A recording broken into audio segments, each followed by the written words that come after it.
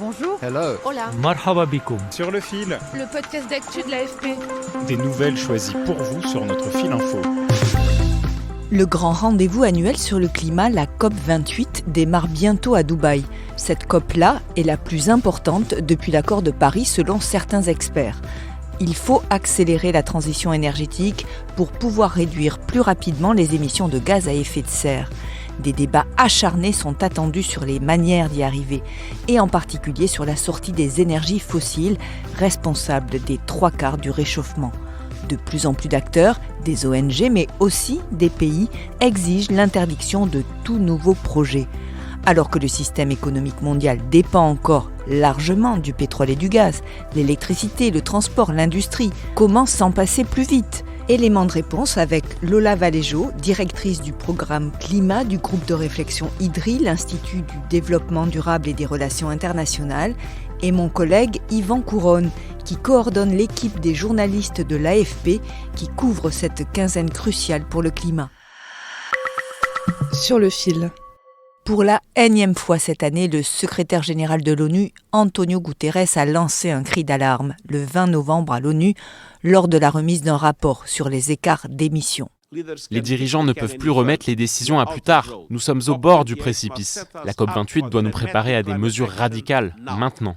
Les engagements climatiques actuels pris par les pays du monde entier placent la planète sur une trajectoire de réchauffement catastrophique allant jusqu'à 2,9 degrés au cours de ce siècle par rapport à l'ère pré-industrielle.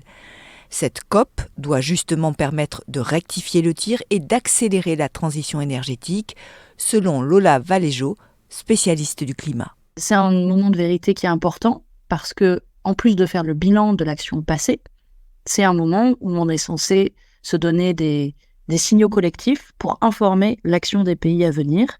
Et là, la prochaine échéance, c'est le relèvement des engagements pays attendus pour 2025.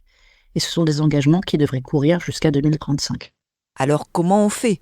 C'est tout l'enjeu de cette réunion internationale, selon Yvan Couronne, chef adjoint du pôle planète à l'AFP. Le bilan, techniquement, on le connaît. On n'est pas sur la bonne trajectoire. L'accord de Paris dit qu'on doit limiter le réchauffement à 2 degrés par rapport à la période pré-industrielle et éventuellement de faire tous les efforts pour que ce ne soit pas 2 degrés mais plutôt 1,5 degré. Et on est plutôt aujourd'hui à 2,9 degrés. Donc ça, on le sait, il n'y a pas de débat. La question du bilan est ce qui va faire l'objet de la plus grosse bataille à Dubaï pendant 2 semaines. C'est qu'est-ce qu'on fait à partir de ce bilan ? Est-ce qu'on sort des énergies fossiles ? Et quand ? Est-ce qu'on accélère et de combien sur les énergies renouvelables ? Combien d'argent les pays riches qui ont mis des dizaines de milliards de tonnes de CO2 dans l'atmosphère depuis un siècle, combien d'argent les pays riches donnent aux pays qui sont vulnérables au changement climatique ou qui ont besoin de construire des éoliennes, de construire du solaire, de passer à l'électrique pour leur transport ? Pendant 15 jours, Dubaï va accueillir environ 70 000 personnes, un record. C'est 2 fois plus que lors des plus grandes COP précédentes. Les délégations de près de 200 pays vont participer à de nombreuses réunions plénières ou techniques et surtout des séances de négociation pour parvenir à la rédaction d'un texte final avec des engagements qui devra être accepté par consensus. Le premier sujet en discussion sera la question de la sortie des énergies fossiles. Il faut quand même avoir en tête qu'il y a eu 27 COP dans lesquelles on ne parle pas des fossiles. La première fois qu'on parle d'une énergie fossile, c'est Glasgow en 2021, où là, on parle du charbon. Mais on ne parle pas de pétrole et on ne parle pas de gaz. C'est quand même assez extraordinaire, puisque les 3/4 du réchauffement, en gros, c'est dû au pétrole, au gaz et au charbon qu'on brûle.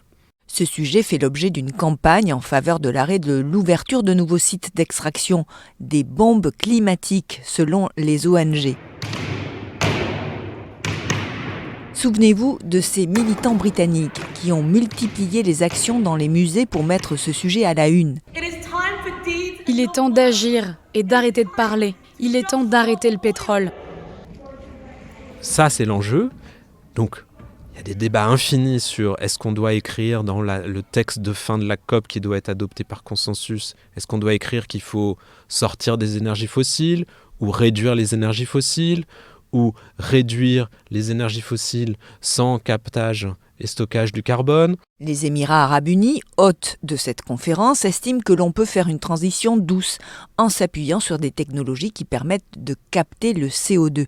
Mais les ONG craignent que cela ne soit que de la poudre aux yeux qui retardera les efforts indispensables. Quelle formule on va trouver pour satisfaire à la fois les dizaines de pays qui veulent qu'on écrive qu'il faut sortir des fossiles demain, et la Russie, et l'Arabie Saoudite, et tous les pays producteurs de pétrole, ou d'ailleurs tous les pays qui consomment encore énormément de pétrole et de gaz. Parce que nous, en Europe, on est bien malins. Nous, on passe à l'électrique. Là. En 2035, on ne pourra plus acheter une voiture à essence sur le continent européen. Il y a d'autres continents qui ne sont pas au même niveau de développement et d'avancement dans la transition énergétique. Donc, les pays producteurs de pétrole et de gaz, dont les Émirats arabes unis, comme ils nous le rappellent régulièrement, disent attendez, on ne peut pas débrancher le pétrole du jour au lendemain. Comment on fait en Afrique, comment on fait en Asie, comment on fait au Brésil si il n'y a plus de pétrole demain? Donc, eux, ce qu'ils veulent, c'est surtout avoir des grandes annonces sur il faut tripler les renouvelables, il faut accélérer dans les énergies qui vont à terme se substituer au pétrole. L'autre sujet indissociable, c'est la question des aides aux pays en développement. Harjit Singh, un porte-parole d'une coalition d'ONG qui milite pour la sortie des énergies fossiles, évoque la situation de pays comme par exemple le Nigeria, dont l'économie dépend du pétrole. Ces pays ont besoin de fonds pour réaliser leur transition ou pour faire face aux conséquences du réchauffement climatique. Il faut évoquer la diversification économique. Par exemple, si près de la moitié des revenus du Nigeria proviennent de l'extraction et de l'exportation de pétrole, comment peut-on aider le pays à effectuer cette transition? Ça signifie diversifier votre économie, vous avez besoin d'un soutien technologique et financier, et c'est ça qui doit être discuté. Certains se demandent si ces grands-messes du climat sont réellement efficaces, et d'autant plus cette année, car le président de la COP28, Sultan Al-Jaber, est aussi le président de la compagnie pétrolière émirati. Il est parfois accusé par des écologistes d'être le cheval de Troie du pétrole, par exemple en défendant le captage du CO2, un sujet de prédilection de l'industrie pétrolière. Mais pour Yvan Couronne, les COP ont un réel impact sur le climat. Grâce aux engagements pris à la COP 21 de Paris, les États ont réalisé des progrès significatifs, même s'ils sont insuffisants. Les émissions de gaz à effet de serre liées à l'énergie en 2030 de l'humanité seront bien inférieures à ce qu'on prévoyait en 2015. Donc il y a eu une inflexion de la courbe. Certes, elle ne suffit pas, ça continue d'augmenter, mais ça augmente moins vite. Autre exemple, en 2015, on pensait que l'éolien et le solaire fourniraient 10% de l'électricité du monde en 2030. Finalement, maintenant, on pense que ce sera 40%. Donc il s'est passé beaucoup de choses. Donc les COP servent à quelque chose. Les COP envoient des signaux à toute l'économie, aux acteurs privés et publics, et ça a un impact. Merci de nous avoir écoutés. Sur le fil revient demain.